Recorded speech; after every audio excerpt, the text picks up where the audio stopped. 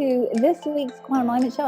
Our topic is, and I'm just going to give you this little asterisk mark, write this down, self-love.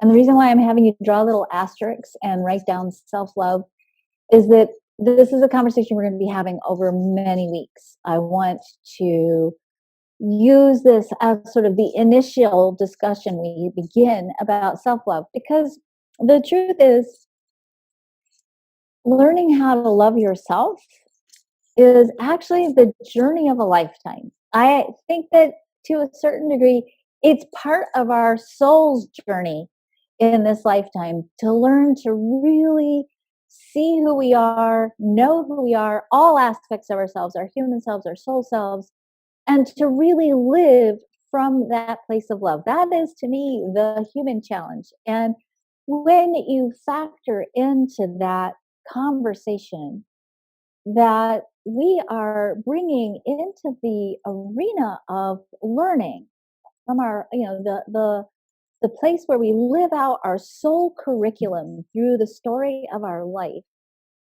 that we're not only bringing our own experiences, our own stories, our own perceptions, the weirdly unfortunate truth that we start our life as children with, children's perspectives that sometimes makes things very interesting, and also makes us very vulnerable in the very beginning of our lives. We're bringing with us into this arena generations of memories that we hold on a cellular level, we know from science, and I believe beyond our scientific understanding, on an auric level, we carry our lineage with us into this arena where we live our soul's curriculum, where we learn about love, and most importantly, where we learn about love in this third dimensional form on the planet. So people often ask me, well, what do I need to do to learn to love myself? And, the answer is multifaceted. And I'm not going to say complex, because I think sometimes we equate complex with difficult. But I am going to say it has a lot of facets to it. And what I want to share with you today is an introduction. It's not necessarily easy, but a lot of what I'm going to talk to you about is actually simple. And sometimes I think when we talk about simple, we discount it because we think, oh, if it's not complicated and hard, then it can't work.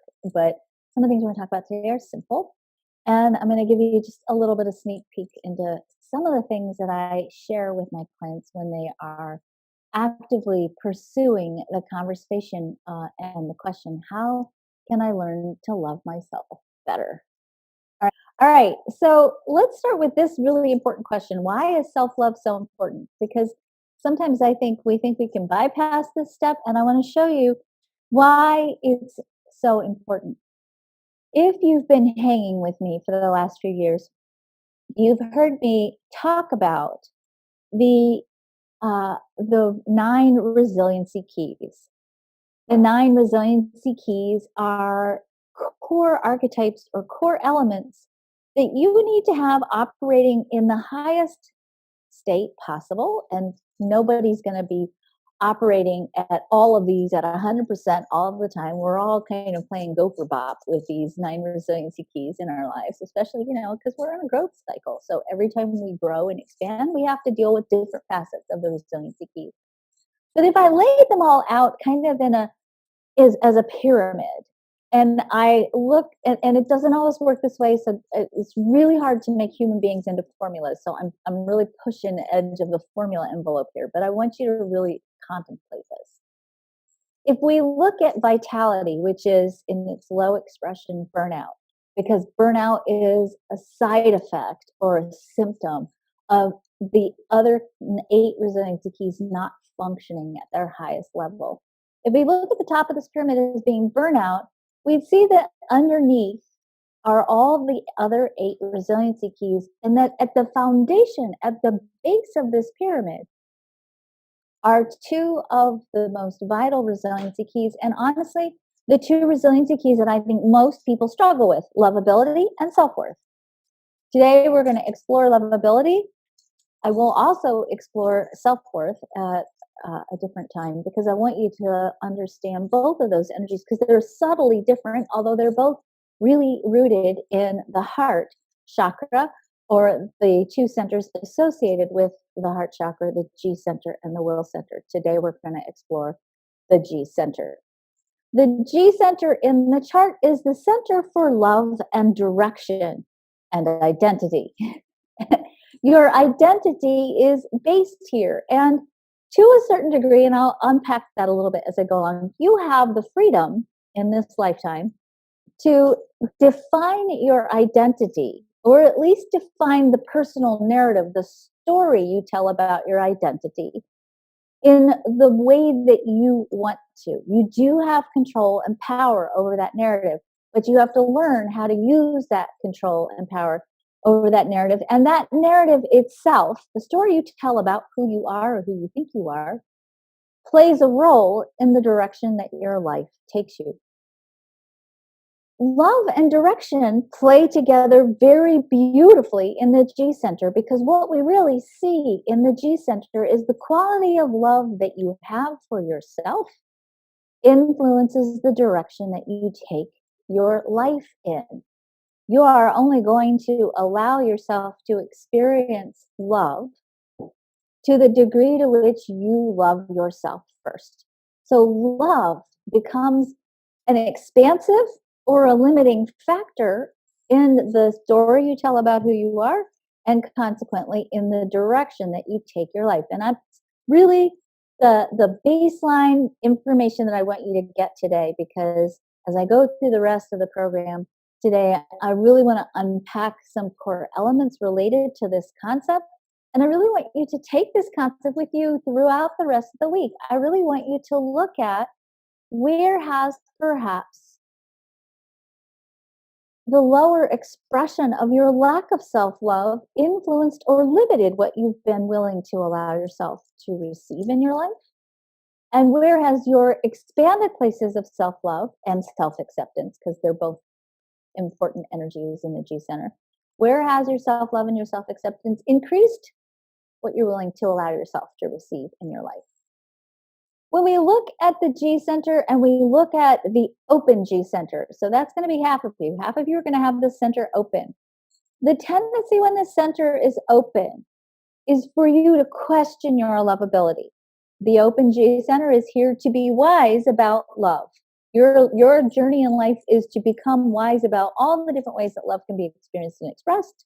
The open G center has a more fluid personal story. Certainly when your G center is open, it's a little bit easier for you to tell the story about who you are in a more fluid way. There's a little more changeability here around who you perceive yourself to be and consequently the direction that your life can take you. The way I like to explain it is kind of like this. If you imagine that life is a restaurant, when you go to the restaurant of life, when we all eat there, those of you who have an open G, you're going to, hopefully you know what I'm talking about. This is my mother's favorite restaurant, those super mega Chinese buffets, right? The ones that have the petit fours and the little tiny octopuses and all the other stuff in between, right? So when you have an open G center and you go to the restaurant of life, you're able to choose off of the buffet, the mega buffet.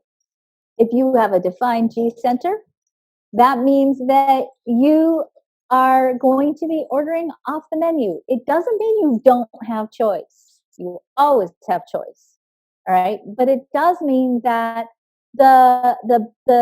the place where you're going to choose from is going to be different. Some of you are choosing from the buffet. Some of you have got a little bit more of a limited selection, a more destined selection from the menu. When you have an open G center, because it's the identity center, you're experiencing so many different ways that the human story can get expressed. You have a lot more choice because you've experienced different identities because of the nature of your openness. The big piece that I really want you to get here is that the open G has a tendency in the low expression or in the shadow expression to question its lovability. That's natural and that's normal. So if you're a kid and you have an open G center, or if you have a kid with an open G center, And let's say they make a mistake and you talk about the consequences of their mistake. These are the kids that, even if you're being completely calm and friendly and joyful and happy about helping them manage the consequences of their choices, if they feel punitive in any way, the kid's going to say to you, "You don't love me," because that's kind of the nature of the open G. The defined G center has more of a fixed direction and a fixed story. Again, it doesn't mean you don't have choice. You always have choice about the narrative. And most importantly, you have choice about the quality, the frequency of the energy you hold around your personal story. So you can tell a story with a defined G, and you can choose to tell the highest expression or the lowest expression. It just means that you're going to have a little less choice, or more limited choice that you're going to select. And let me just say, that's not a bad thing. And I really want you to get that, because I think sometimes there's sort of this interesting dialogue that we have about, oh, I've got this fate or this destiny, and I have to do this thing that I'm called to do. And, I don't know if somehow in the story of the Joan of Arc and following your destiny, we got confused and we equate following your destiny with, um, you know, being hung or burned or whatever. If you are living true to your path, your defined G destiny, you're not going to feel awful. You're going to feel fabulous, because alignment feels wonderful. Alignment feels easy. Alignment feels good and right. So please don't be afraid to follow your path. It's not going to be awful. It's going to be wonderful. And it's not limiting, it's liberating. It's much more limiting when you're trying to be something you're not. Okay. So the defined G tends to struggle with lovability in this way. It's not so much, can you love me? Am I lovable? As much as, can I be loved and accepted for who I am? It's a subtle twist, but it's an important twist, because the challenge for the defined G is to fully express your authentic self. The challenge for the open G is to choose which elements of the self you want to express. And the question with the open G is, can you love me this way? And for the defined G is, can you accept me for who I am? Subtle differences, but important differences when we start to really look at recrafting the story that you tell about who you are. So the source of direction in your life is love. The G center is the center for love. So let's look at the different gates in the G center and the kinds of love that live there. Because these kinds of loves and your experience of this love is going to influence it's going to influence the direction that you take your life, the direction that you lead yourself into. And it's going to influence ultimately what you attract and experience in your world. So, of course, the very first one, through the gate 10, is the gate of self-love. And the voice of this gate is, I love myself. The more you love yourself, the better boundaries you set, the better care you take of yourself, the better the more willing you are to allow yourself to pursue those things that you really want to pursue. The more you love yourself, the better friendships you have, the better relationships you have. Might as well take advantage of looking at love, direction, and ultimately the power of healthy self-love and the vitality, the need for healthy self-love in creating good, strong, solid partnerships. So self-love is the first love energy that influences the direction that you take your life. The second gate we want to look at is the gate 7. The gate 7 says, I'm powerful. I have a voice. I have the right to have a voice in the direction in which I take my life.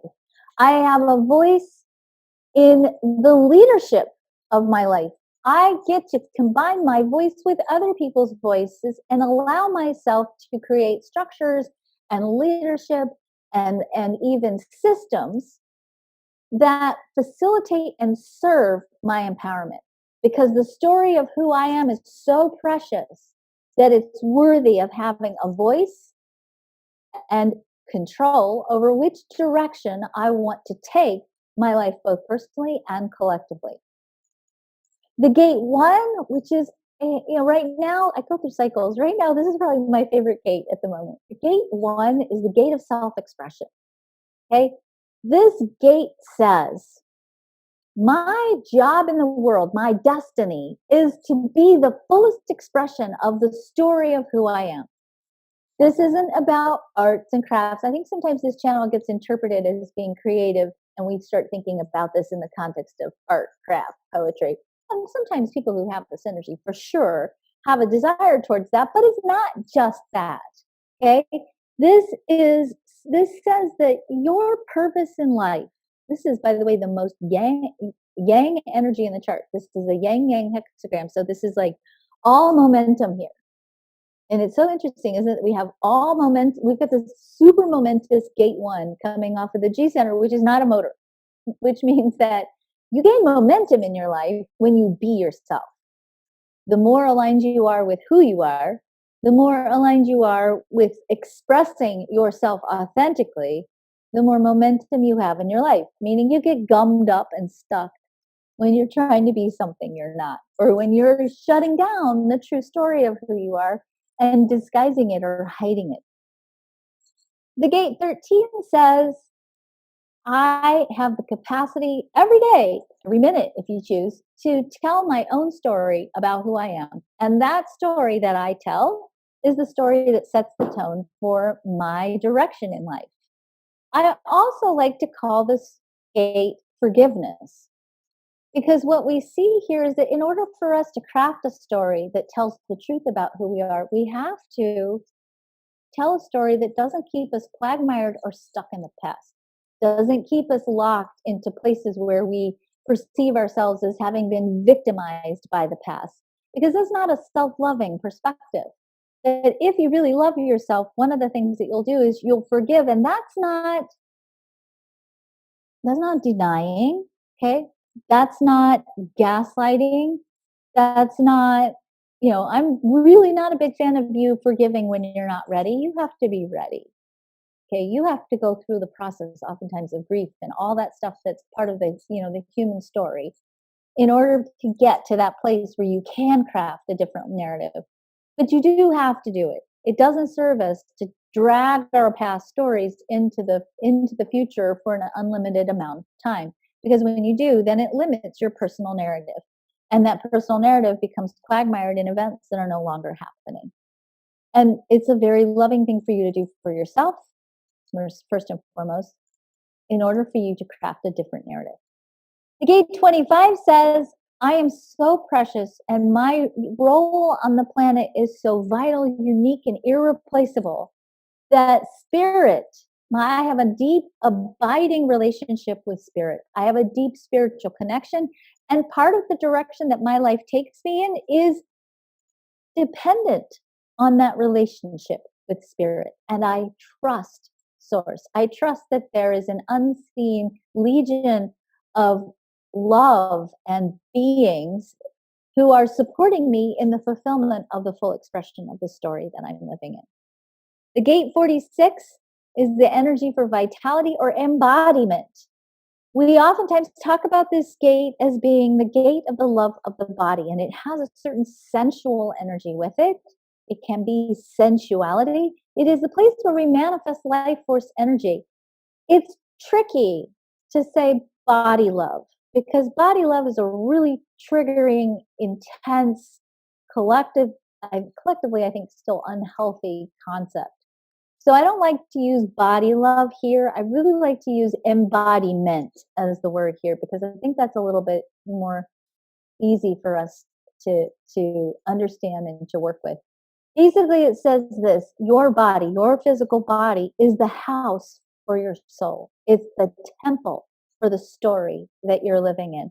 And because it is this house that holds this infinite story, there's an aspect of your soul here as well as your life story, because there's this infinite, beautiful light being living in this temple, that this temple is worthy of being nurtured and taken care of. And also, the direction that your life is going to take you is going to be dependent on the quality of vitality that you're able to embody. Because one of the things that we see is that the direction that our life is taking us kind of quagmires. It gets stuck or it stops, no matter what your type, when your vitality is low. Because the universe knows if you're exhausted and depleted and your body's not fully holding that life spark, that you don't have the energy for any other opportunities. And so for you to live in the love of this gate, you have to love your body and you got to rest it, take care of it, feed it well, give it nice hot baths with bath salts, or you've got to give it sleep, or for some of us you got to give it some exercise, or you've got to watch the language that you use or associated with it. But this physical body needs, just like our house, your house needs maintenance. It needs maintenance sometimes, and that love piece is part of the maintenance there. The gate 2, which is actually the most yin of the hexagrams, it's the most receptive. It says, I love myself enough and I love the story that I am so much that I'm willing to allow myself to be fully supported in the full expression of who I am. And what we see is a really interesting relationship between the 2 and the 1 that says when you are being fully authentic, then you open up the channels of support, because the universe wants to support you in being the full expression of who you are. And the more aligned you are with that support, the more you know that that support is worthy of expressing into the world, that that's your real job in the world, is to be yourself. The more you can be aligned with who you are, the more the support kicks in, because that's when everything gets aligned and correct. Last but not least, the gate 15 says that you are by nature a compassionate being. You are designed to, when you have enough, that's the kicker, okay? When you have enough, to share the extra that you have and to share who you are with the world. In fact, we know that sharing, giving, the act of giving, when you give something to someone or when you are generous with someone, it actually increases the quality of your heart coherence. Your heart gets healthier with acts of compassion and generosity. And that increases the quality of well-being that you're experiencing, and ultimately, of course, the direction that your life is going to take you. I I want to go through a little bit of the shadow sides of these gates, just to kind of, we're going to quickly pop through these, just because I want you to see what does it look like when you're not living the high expression of these energies.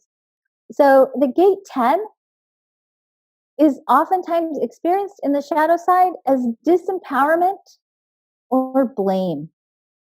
Sometimes you'll feel like you are a victim of your life or a victim of other people when you are living the low energy of the gate 10. You feel disempowered. You don't have self-love. You have anti-self-love. And then it becomes everybody else's fault for not loving you. The gate 7 is the gate of democratic leadership, is what we call it. When it's not functioning at its highest level, you have a tendency to feel disempowered or like your voice doesn't matter. We have to be powerful. We are designed to be powerful. Power and being empowered is so important that we go through 2 distinctly different developmental phases as children to learn about power, both when we're toddlers, 2-year-olds who say no, right? And as teenagers. These are both vital developmental stages that help us learn about our personal power. The gate 1, when we're not making our creative contribution, we're not fully expressing who we are, we're hiding who we are. What happens a lot of times is we tend to go underground, but it manifests as an anxiety that sounds something like this. And you may have said these words to yourself inside your head. I know I'm here for something and I don't know what it is. There can be a real disconnect when this energy is not operating at its highest level between who you are and your purpose and your mission. And you might feel very much like your life is purposeless or meaningless. And that can cause you to feel adrift in your life and in your relationships. The gate 13 gives us the energy for looking back and listening, and from processing and experiencing and reviewing our narrative to craft a narrative that incorporates everything that's happened to us up until this point and also allows us to expand into the future. If you are not doing your forgiveness work and you're holding on to the old stories of the past because you're afraid that maybe the past might repeat itself again, you're going to let yourself get stuck here and not tell a story that's going to empower you. In the low expression of the 25, we feel spiritually disconnected. We don't trust source. And here's what happens if you don't trust source. If you don't have a deep love of spirit, if you're not practicing with a spiritual practice and practicing having a practice so that this muscle gets well developed, it's very difficult for you to build beyond your personal will if you don't trust source, which means your box out of which you choose your creative options in life is going to be pretty small. You can't grow big without being able to take leaps of faith. And you can't take a leap of faith if you don't have a relationship with spirit. So it will limit the direction that you take your life. I think embodiment's probably pretty obvious. We know, probably all know to a certain degree, what does it mean to not love our bodies, to not take care of our bodies. Unfortunately, many of us know that one pretty intimately. This one too. When we don't love who we are, we don't love the story that we're living. And I'm saying that this way very specifically because I think if I say to you, it's not who you are, it's the story you're living. You are a soul. You are a holy soul that is living in a human story. And that story, I think, this Karen world, you don't have to take the same belief system, but I believe you have a certain obligation as a human being, as a light being, a soul being in a human story, to really live that story because you're here to serve that story. That story is your right place in the cosmic plan. It's part of the cosmic tapestry or the tapestry of the evolution of humanity. And you have an obligation to really live this story. You're not going to be in the story forever. It feels like it sometimes, but you're not, you know? And so but your soul is going to be here forever. Maybe not in this story. It's just you're on vacation right now, right? You're in this great holodeck living the story. Serve the story. And part of serving that story is loving it enough to go, wow, this story deserves to be supported. It's pretty cool. Think of all the things it's doing and all the things that's happened and all the things it's going to grow into. I should make sure that I'm allowing myself to be supported in the way that's really worthy of who I am. And last but not least, for you to explore and make sure that you're not shutting down the sharing aspect of who you are because you're locked into a belief system that says there's not enough or that, and I don't think anybody on this call has this, but it's always good to check in to explore, do you have any divisive beliefs that cause you to think that you're separate from other people or that there are binary points of view in how you see yourself in the world. What we know from physics is that we're all the same stuff. We're all individuated aspects of the divine. We're all expressing it differently, but basically we're all the same stuff. So you can't not share with someone else because they're different from you because they're you.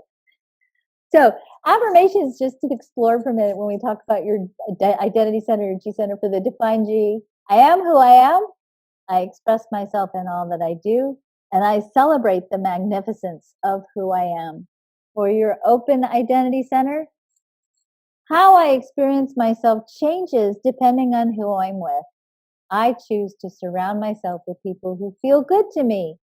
Place is very important to me, which is true. If you have an open G center, you got to be in the right geographical location that feels good to you because otherwise opportunities don't happen. So that's part of direction for you. Part of your direction is going to be derived from being in the right geographical location. Place is very important to me, and I create an environment that soothes me. When I am in the right place, right opportunities come to me. Oops. When we look at redefining elements of the human design chart and use quantum language, if we look at the G center and the quantum purpose of the G center, the purpose of the G center in quantum human design is to give direction to love, sustainability, leadership, release. That means letting go of the past, empowerment, spirit, embodiment, natural order, compassion, and peace. It holds the magnetic resonance field of the magnetic monopole. So in human design, we know that there is a magnetic force that resides within the G center that only attracts. The law of attraction is rooted in the G center. And we can influence what we attract based on our alignment with these energies or these different expressions of love. The quantum name for this center is the calibration center. Now, I call this the calibration center because it's a center that can be calibrated. And the way in which we calibrate it, this is the easy part, is through our thought forms. Our thoughts, when we have thoughts, we have meanings associated with those thoughts. Those thoughts create neurotransmitters. Neurotransmitters are biochemicals that stimulate emotional energy. So when we have a thought, our brains create neurotransmitters. Those neurotransmitters in response create a specific emotional energy, and that emotional energy in turn calibrates the heart and the quality of love you experience. That calibration influences what you attract into your life. So, keeping it super simple, if you love yourself, you're going to attract into your reality relationships that reflect the self-love that you have for yourself. You're going to have partnerships and friendships that are mirrors to your self-love, and they're going to be juicier, more fulfilling, more authentic relationships. If you are aligned with your personal empowerment, if you feel powerful, you will attract into your experience opportunities to express and share that empowerment. Okay, so the more you bring yourself up into the highest expression of these energies of the G center, the more what you attract into your life matches that quality of energy that you hold. You're going to break it down in a channel like this. Okay, this is the mechanics of manifesting, right? Your thoughts trigger an emotional energy, which in turn calibrates the heart, which in turn influences what you attract into your life. And then according to your human design type and strategy, you then interface with whatever shows up correctly according to your type. You are going to experience love only to the degree to which you live in the full expression of love. So let's start first with ways to heal self-love. The biggest, easiest thing that you can do to start helping yourself heal your self-love is start telling better stories. So one of the things that I want you to do right now, and I'm actually going to give you a minute to do this. If I took all the voices of the gates in the G center and I kind of laid them out. First of all, I just want you to know that these phrases, I love, I choose, I decide, I am, I forgive, these are actually high frequency languages. These are high frequency words. Okay? These words have been shown to actually bring your heart into a state of what's called coherence, meaning these are energies that literally will open your heart and allow your heart to synchronize itself with your mind and the rest of your body. These are great. I would encourage you to print or write these words out. Keep them on a little piece of paper in your pocket. Put them on your bathroom mirror.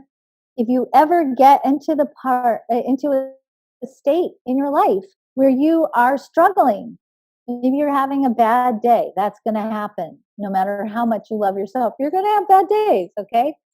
And you're struggling with stinking thinking, or maybe something's not going the way you thought, or maybe you're having a challenge, something unexpected has happened, or you're learning something new and you're challenged. If you use these words will actually bring you back into your heart. And your heart, actually, research shows your heart actually has kind of a mini brain in it. It's got its own neural network.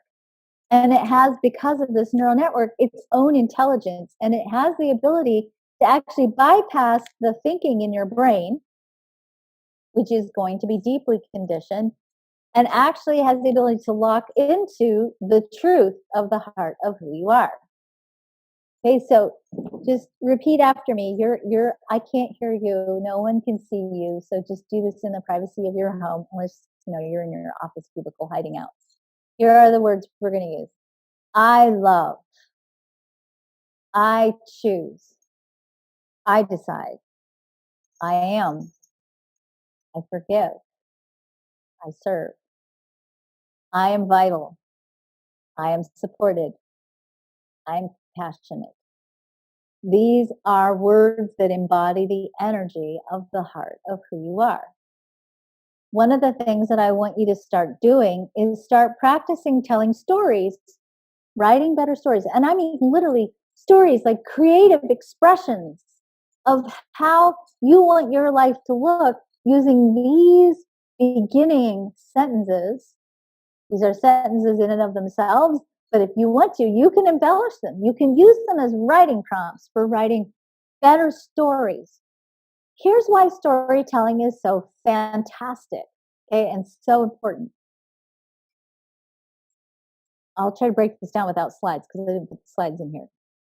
When we look at life forms that have mirror sides to each other, like all human beings are for the most part have mirror, we're bilaterally symmetrical, right? If I put a line down the middle of my body, one side is going to be a mirror to the other, except for in some places, but we don't have to go into that, right?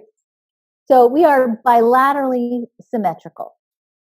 What we know, what physical therapists have found out, and I think this is super cool because now this is beginning to translate to neurology. What physical therapists found out recently is that if you have an injury on one side of your body, so let's say you have an injured shoulder, and instead of focusing on the injured shoulder, you shift your focus over to the shoulder that is healthy and well and has full range of motion. And you really notice the vitality and the wellness in this healthy shoulder. That if you do that first before you start working on the injury in the other shoulder, that you will improve the well being and the health in the injured shoulder faster. We can heal the mirror image of the body by focusing on the side of the body that is functioning well. The brain is bilaterally symmetrical. It has a left hemisphere and a right hemisphere. The left hemisphere of the brain, because it's associated with logic and linear thinking, and in human design with the spleen center, because the circuitry for the left brain runs through the spleen. We know that the left side of the body is all about doubt and fear. And to a certain degree, it's a doubt and a fear that causes us to question our lovability and our value, right? Especially through our vitality and through our compassion, through our storytelling and through our empowerment, right? So this energy of this fear and doubt on the left side of the body has the ability when we get stuck in the fear and doubt to really act like an injury, right? It keeps us from fulfilling our potential. If in turn we use the right side of the brain to focus on healing the left side of the brain by looking at what's going right, what's going correctly on the right side of the brain, and we start focusing on putting our energy on this right side of the brain instead of trying to get in here and intellectualize releasing fear and doubt. How hard is it to get rid of fear and doubt? It's kind of hard, right? Some of us have gone to therapy for decades trying to undo fear and doubt. Part of it is that it's biologically, evolutionarily advantageous for us to stay in fear and doubt because that allows us to prepare for the next potential worst case scenario. So it keeps us alive, and that's fine. But there's not a whole lot of you can do a lot of cognitive therapy, and this is not in any way just on cognitive therapy. I'm just saying that sometimes focusing on trying to analyze why we're stuck in fear and doubt, especially if we're doing it without the benefit of understanding human design, it's not going to help us to try to figure it out. And sometimes instead of figuring it out, we can move over here to the right side of the brain.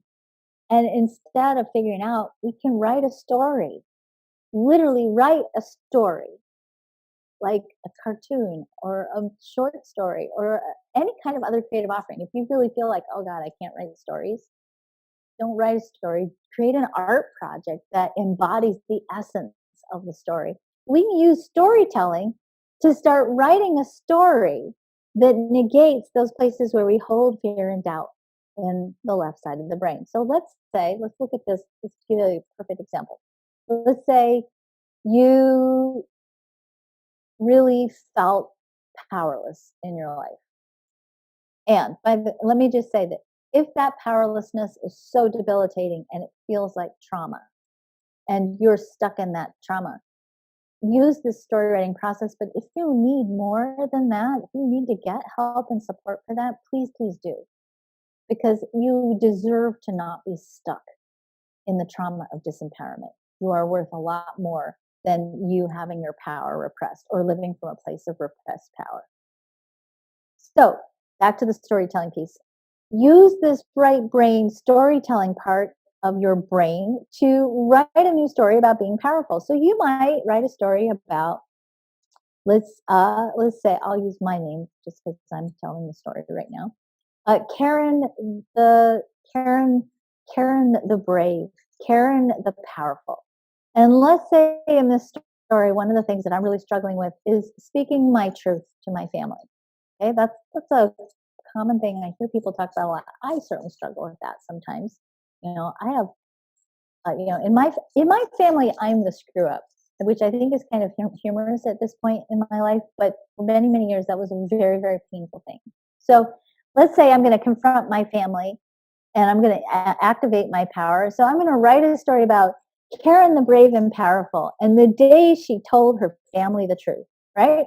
And so I might write this entire story about how I called my family to the table and I had them all sit down and I put on my super Karen power suit and I sat at the end of the table and I commanded their attention and I, with great self-love and power, shared with them the true story of who I really am, the me that they never could see, the me who they doubted, the me who they tried to hold back, maybe because they were trying to keep me safe from disappointment, right?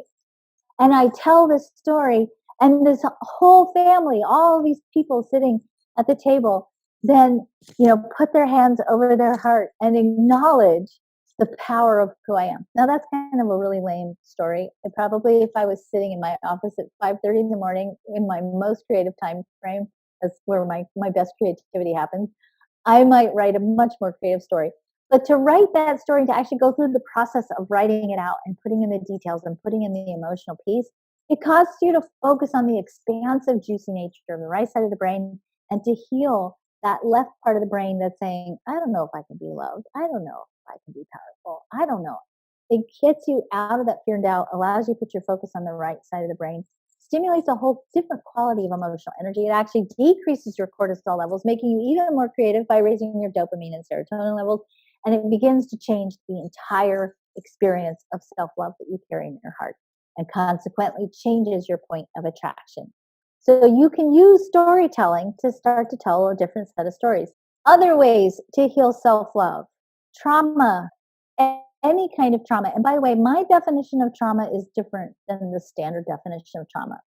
In the definition that I have of trauma, a trauma is any event, perception, or experience that causes you to lose connection with your right place in the world and your sense of value and your lovability. Any event that takes you away, that disconnects you from your unique, vital, and irreplaceable role in the cosmic plan, or causes you to question your love, ability, and your value. If that's the definition we use of trauma, then I would say probably all of us are traumatized on some level. And honestly, when I look at the statistics in my own personal practice, I would say we all are traumatized to a certain degree, some of us more than others. If we are going to create a world of equitable, sustainable peace, if we're going to create abundant resources for ourselves, if we're going to create great relationships for ourselves, if we're going to create higher qualities and states of health and wellness, we have to clear trauma. Clearing trauma changes your emotional and mental conditioning. And part of the reason why I created the quantum alignment system was because when I looked at human design and I looked at people and looked at charts and did coaching, and I did that for 18 years before I figured out how to put all this together. What I saw over and over again is that the deconditioning process doesn't happen naturally. You can't just live your strategy for 7 years and poof, all of a sudden you've cleared your trauma. That there is a certain degree of needing to get in here and clean up the conditioning field, especially because a lot of what we bring forth into our world in the personality crystal isn't even our own trauma, it's ancestral trauma that's stored in the DNA of who we are. The quantum alignment system is an integrative approach to clearing trauma. I'm putting this here not because I'm trying to sell it, I'm putting it here because I have found in my research that this is a really effective way to clear trauma. It incorporates human design, the emotional freedom techniques, which we now know from research has the ability to regulate, change the regulation of your DNA and increase your quality of well-being and clear conditioning on an epigenetic level. It uses a technique called quantum questioning. It uses subtle body therapies, meaning it works on the energy field and on the auric level to stabilize things as you continue to make changes, and coaching to give you a very solid way to move through trauma. And if you go to my webpage, quantumalignmentsystem.com, and you look for quantum alignment system practitioners, I have trained some amazingly talented people who have a really great, deep, brilliant skill set that allow them to help you clear trauma so that you're not reacting out of a place of self-protection based on things that have happened to you in the past and that keep you from allowing yourself to move forward into a bigger, broader, more expansive love for yourself. So I want you to go back to the gate 10. I'm going to flip forward and we'll start here. Gate 10, okay? The gate 10 is called the gate of self-love. We are going to go through a process called quantum questioning, which is the last thing, this is part of the quantum alignment system. This is the last thing I'm going to leave you with today because I want to leave you with this as homework. In the gate 10, if we look at the gate 10, and this is true for you whether you have this defined or not. So all of you find the gate 10 on your chart is right here. It's on the left-hand point of the G center. Some of you are going to have it colored in. Some of you are going to have it open. It doesn't matter if you have it colored in and open, you still have it. You all have all of the chart.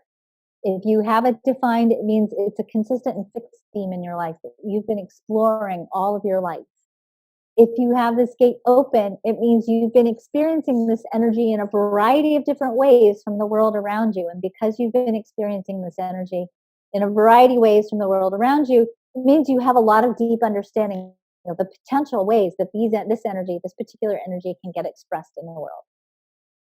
In the masterful expression of the gate 10, you see your love for yourself as the source of your true creative power. What you've seen over the course of this class is that when you love yourself, you begin to take your life in a direction that is a reflection of that quality of love that you have for yourself. And when you love yourself, you unlock a phenomenal quantity of creative power because you leave yourself open to creating and experiencing so much more than what you do when you've locked that self-love down. The unbalanced expression of the gate 10 is to question your lovability, to struggle to prove your love worthiness, to give up and settle for less than what you deserve, and to blame others for your circumstances and situations. Sometimes we manifest this as victim consciousnness. So we feel like everything happens to us because we've lost such touch with our creative capacity that we think life is happening to us instead of we are influencing the direction that life is taking us. The lesson, the challenge that the gate 10 brings us is the challenge to learn to love yourself and to learn to take responsibility for your own creations, which means your role with this gate is to learn to love yourself, because when you learn to love yourself, you regain control over your power and you understand that you have the capacity to influence what you experience in your life. Here's an affirmation for the gate 10. I am an individuated aspect of the divine. I am born of love. My nature is to love and to be loved. I am in the full flow of giving and receiving love. I know that the quality of love that I have for myself sets the direction for what I attract into my life. I am constantly increasing the quality of love I experience and share with the world. In the quantum alignment system, we use a technique called quantum questioning. It's a way of praying that is a prayer that is rooted or stated in question format. that prayer or this quantum question actually seeds the quantum field. It seeds the quantum field and it invites the quantum field to then manifest either through our thoughts, our memories, our experiences, our dreams, or something that happens in our outer reality. It invites that quantum field to bring to us the answer to this question. Here's the beauty of working with this energy. And again, when you study the quantum alignment system, you'll learn why we pray as questions in a questioning format. We use the power of questioning as a way of attracting into ourselves the answer to our question that supports us in the journey of healing our self-love. So I'm going to give you this question as the way that I end up today. I want you to take this question, write it down, put it on a little 3x5 card. You can read it before you go to sleep at night, or you can read it in the shower, take it in a walking meditation, or contemplate this question while you're meditating. You can journal about it. But here's the thing I really want you to get. You don't have to figure out the answer to this. That's not how this program works, okay? You just ask the question. You don't have to answer it. The universe is going to answer this for you, or the cosmos or the quantum field is going to bring this answer to you. And it'll bring it to you as an epiphany.